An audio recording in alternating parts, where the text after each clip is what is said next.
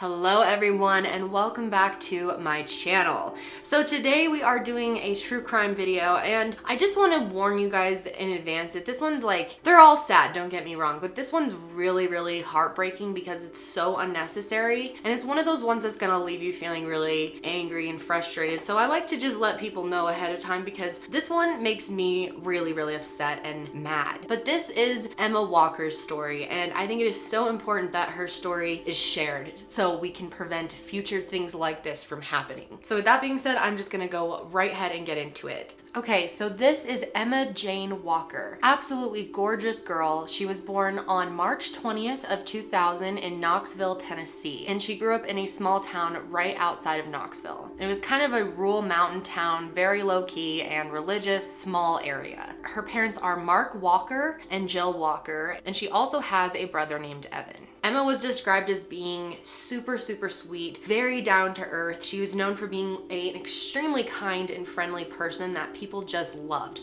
They're educational snacks of the president. What are you gonna eat first? People who didn't know her were like, oh, she's like super pretty cheerleader, like, oh no. But then they would meet her and be like, she's the nicest person I've ever met. People had nothing but positive things to say about her, truly. She had tons and tons of friends and got along with pretty much everyone she came across. Her dream in life was actually being a nurse. Not only did she want to be a nurse, she wanted to be a neonatal nurse. So working with infants in intensive care or like premature babies. So she had that kind of heart. I mean, most people who are nurses are just such good people. Like, you know, I feel like most of the people that I know that are nurses are just, you know, salt of the earth, the really good people out there. And she wanted to be a nurse. So that tells you a lot about her. She did tons of volunteer work and specifically she volunteered at an animal shelter regularly. And she was also really into competitive dance and cheerleading. You know, all of her other moves were kind of like, okay, Emma, you should probably stop now. She entered Central High School as a freshman in 2014, and she tried out for their cheer team and was the only freshman who actually made it on the team. So she was very successful with her cheerleading, and in high school she was successful overall. She had a ton of different friends and was an honor student, and during her freshman year she met a boy named Riley. Now this is Riley Gall. Riley was 2 years older than her, and he was a star wide receiver on the football team. Riley was actually very active in his church, and he was known to be a great student and was overall just that kind of, you know, boy next door. It all on paper looked good. His friends described him as someone who was kind of a nerd growing up, was really into Star Wars, and then as he got older in high school, he became very involved with football. So Emma ended up having a pretty big crush on Riley, but at the time Riley was dating somebody else. However, it wasn't long until he broke up with that other girl to date Emma. They hit it off right away, especially because they were kind of like that, you know, storybook romance out of the high school perfect world. You know, he's the football star, she's the cheerleader, you know, kind of the perfect story. Now, one thing that was really weird is that even though Riley broke up with his ex-girlfriend, he promised her that he would still take her to the prom. So even though he was already dating Emma at the time, he took his ex to the prom instead of Emma junior year, and then he took Emma senior year. And this made Emma's parents really concerned. They figured he wasn't like prioritizing her, and they were worried about her getting hurt by him. Now, they expressed concern to her, but she was very stubborn and independent and really liked to make her own mind up, so she kind of disregarded their concerns. So when it came to Riley, there was like some tension in the family regarding the subject. So the perfect couple didn't last too long. They started breaking up on and off all the time. Emma's friends started expressing concern about the fact that Riley never really seemed interested in getting to know them or hanging out with them, and that's kind of an odd thing. He didn't really want much to do with her friends, and he also didn't want her to have much to do with her friends. They said that he started becoming very possessive of her, and then it got to the point where he was mad if she was wearing certain things. He tried to control the way she was dressing. When she was at work, he would go to her work and just hang out there for hours waiting for her to get off. Whenever she did go out with her friends or do something with her girlfriends without him there, he would be obsessively calling and texting her, just blowing up her phone. Totally didn't trust her, wanting to know where she was, what she was doing at all times. So obviously that's very unhealthy in any relationship, but especially in a high school one. Like, as a parent, I would be very concerned as well. Eventually, he started sending pretty aggressive messages to her via Snapchat. One of them in particular said, "You're dead to me. I'll check the obituary. Fuck you." And he would also threaten that he was gonna kill himself if she did not get back together with him. They got into this vicious cycle where they would fight, they would get really nasty with each other, and then they would make up and get back together. Everything would be good for a while, then they would break up, fight, whole thing all over again. So her parents really wanted to try to, end this relationship, especially since it was so on and off. They were like, this is just better if we encourage her to end it completely. So they decided to ban him from coming to their house, and they also took her phone in an effort to try to control her communication with him. However, Riley gave her an iPod Touch, which is kind of funny because I did the exact same thing. I got an iPod Touch that I would text my boyfriends at night because my parents would like read my messages if it was on my phone. So I did the double text thing too. I don't think a lot of parents like know about that feature or like knew about it, so they were able to still communicate without her parents knowing. But after dating on and off for 2 years, Riley ended up graduating high school and he attended Maryville College, and that was about half an hour away from Emma. So her parents were happy that they had some separation, but obviously it's not that much. But Emma and him decided that they were going to continue dating even after he left for school. And at this point, her parents felt like there was absolutely no point in this, and they banned her from talking to him at all. However, they still found ways to be sneaky with each other and still communicated. So her parents became so desperate for them to break up, they had such a bad feeling about him, they banned her from leaving the house for any reason unless it was like school or cheerleading practice. And after a while of this, her parents noticed that it was starting to work and Emma was really acting like her old self again, and she seemed happier. But then things started taking a turn for the worse. It was right before Thanksgiving break in 2016, and Emma ended up seeing Snapchats of Riley with other girls on campus, and this really made her upset. So this time Emma decided to break up with Riley for good. She decided that she deserved better than that, and especially if he wasn't going to take their relationship seriously and respect her enough not to,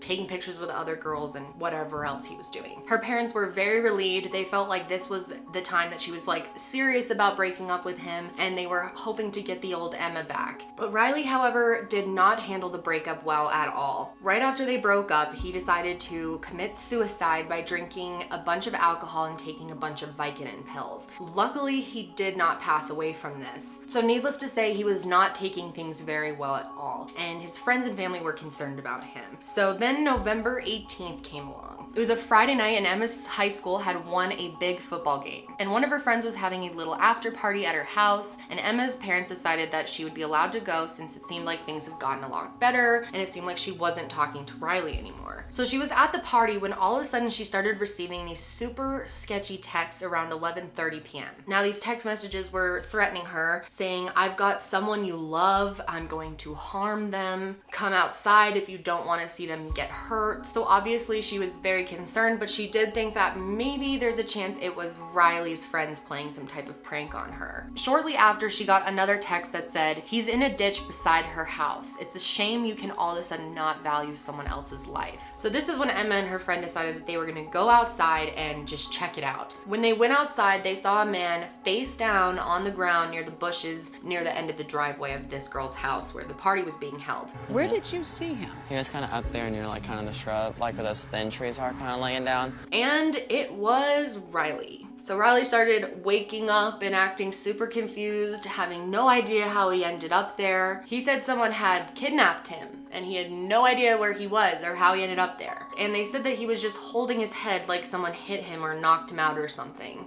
Very uneasy. She was very upset. She was crying. She didn't really know what to think because she's just like, we just broke up. Like, leave me alone.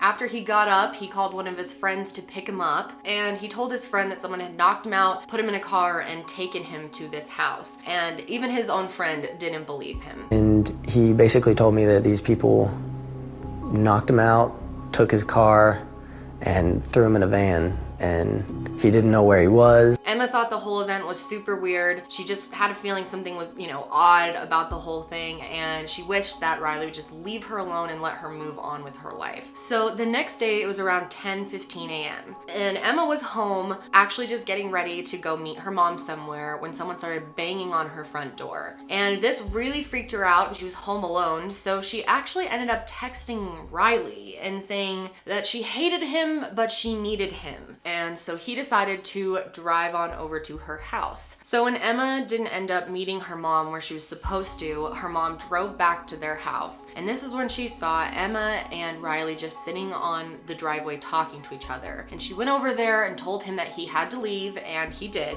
So the next day was Sunday, and Emma was still really shaken up about the person banging on her door, the weird text messages, Riley being kidnapped, and all of it was just very intense. But it seemed like she was kind of like calming down on Sunday. She had work that day, so her parents ended up following her to and from work to make sure she was okay. So they were clearly very concerned about her. Later that night, Emma and her dad went out and got some Sonic, some ice cream, and her dad said he noticed that Emma was starting to act a little bit more like herself, definitely calming down after the weekend's events, and that just overall she seemed better. So that night, Emma got ready for bed like normal. Her dad said goodnight to her like normal, and she went to sleep. But then during the middle of the night, her dad heard a really loud banging noise. He said it sounded as if someone was in the house and slammed a door really, really hard. So all of us kind of know what that sounds like and how disoriented you are when you hear a loud noise in the middle of the night. If you have cats like me, they probably knock shit over all the time. And it's startling, it's really freaky. So he woke up and was startled. And then he heard it again. So he ran out of bed and ran to check on Emma and her brother. When he opened Emma's bedroom door, he saw her in her bed.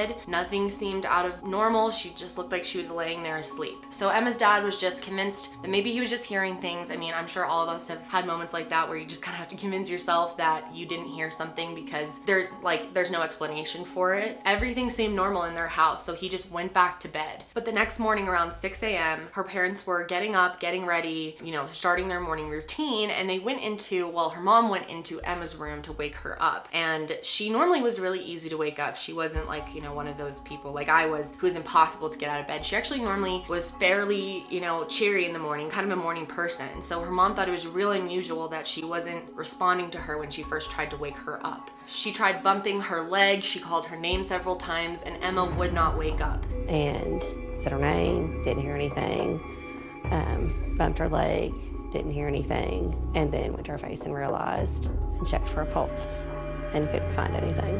And instantly her mom knew something was wrong. That's when she looked at her face and she realized that Emma did not have a pulse. So she frantically called 911. I don't remember a whole lot from that moment. I mean, I know I called 911. Where is your emergency? What's going on there? I just tried to wake up my daughter for school, and she has no pulse. How old is she? She's 16. Paramedics got there fast. They first believed that this was some type of suicide or overdose, or that something happened to her in her sleep, some unknown cause.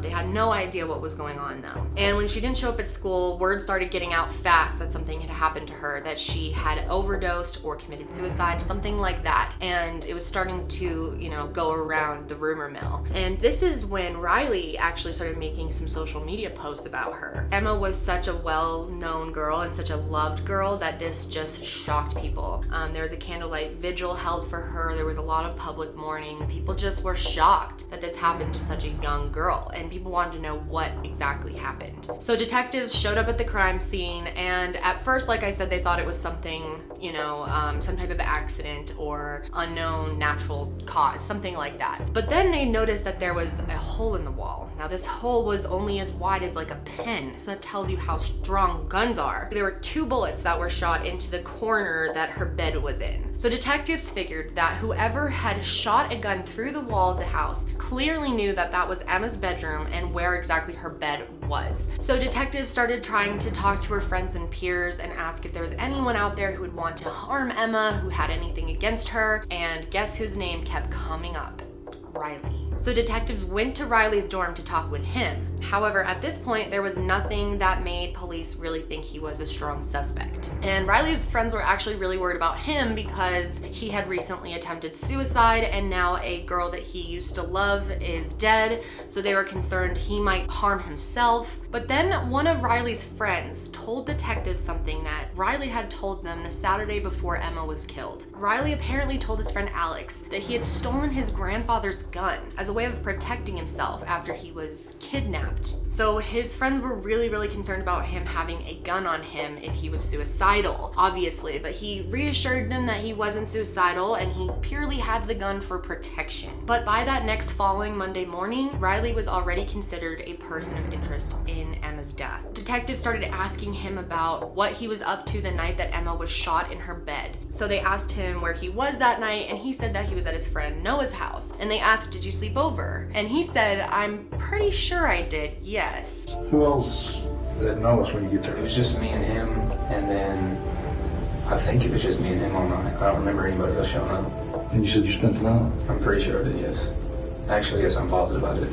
I did spend the night. You can't remember if you spent the night at Noah's or stayed at your grandparents'? You would probably remember if you stayed the night at someone's house, especially if it's only been a week or so. How could he not remember something like that if it had only been a day or two? Another thing that just struck them as very strange was he didn't mention Emma's name at all the entire 2 hours he was being interviewed. He would continuously describe her as the girl. The girl. She texted me. Which girl? The one that passed away.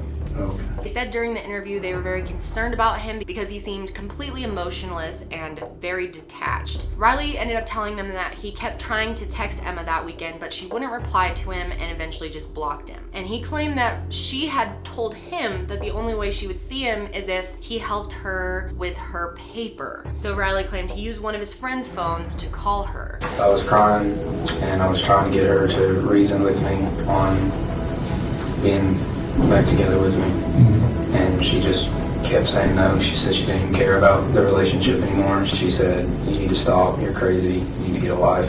Hung up the phone, blocked me. Serious trouble. Am I a suspect in her passing? Should you be? I just feel like I'm being badgered with a question. I hope to God I'm not a suspect in her death. Did I say you were? I hope you don't think it, because I wouldn't hurt that girl. Did you shoot into Emma's house?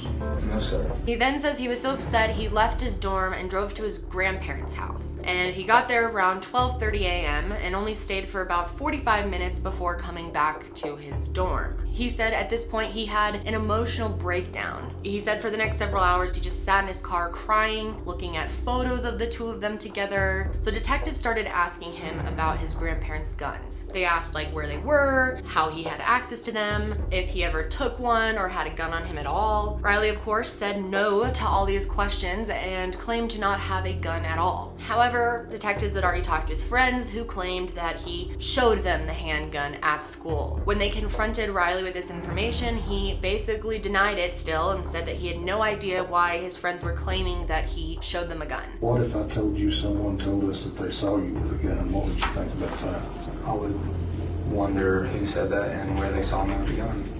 Alex McCarty said that you showed him a handgun. Where is the gun? I do not know. You understand though, for us, Alex has no reason to lie about something like that. Yeah, but I'm telling you, I don't know where it's at. He said that you showed him the gun, you told him that you had it, and you told him that you got it from your granddad. Don't have the gun. I don't know why he would say that. Am I a suspect in her passing? Should you be? I just feel like I'm being badgered with a question. I hope to God I'm not a suspect in her death. Did I say you were? I hope you don't think it, because I wouldn't hurt that girl. Did you shoot into Emma's house?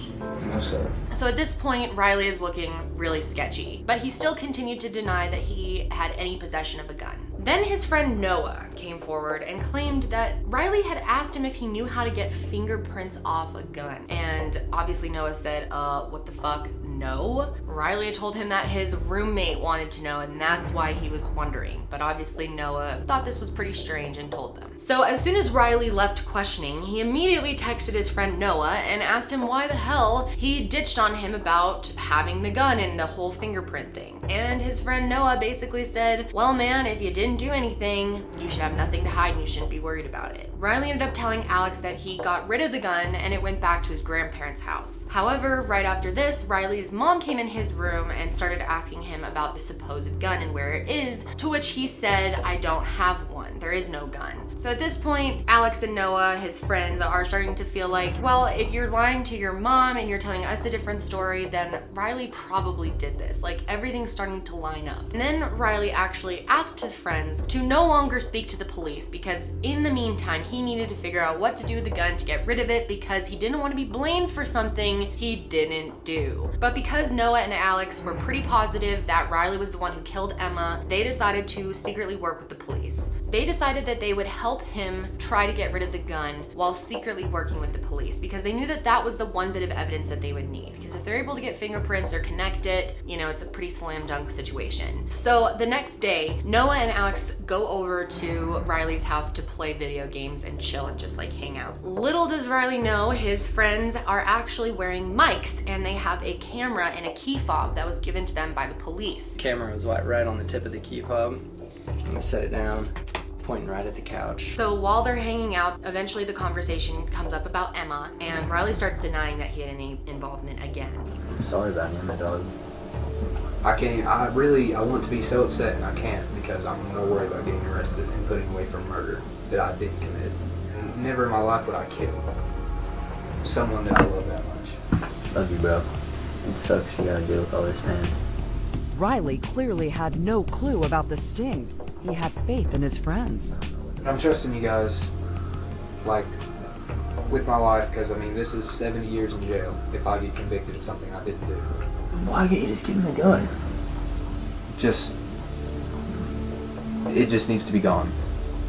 For whatever reason, it just needs to be gone. You guys don't have to come with me if you don't want to. I mean, I got your back, man. If it's in the Tennessee River, they will never find it.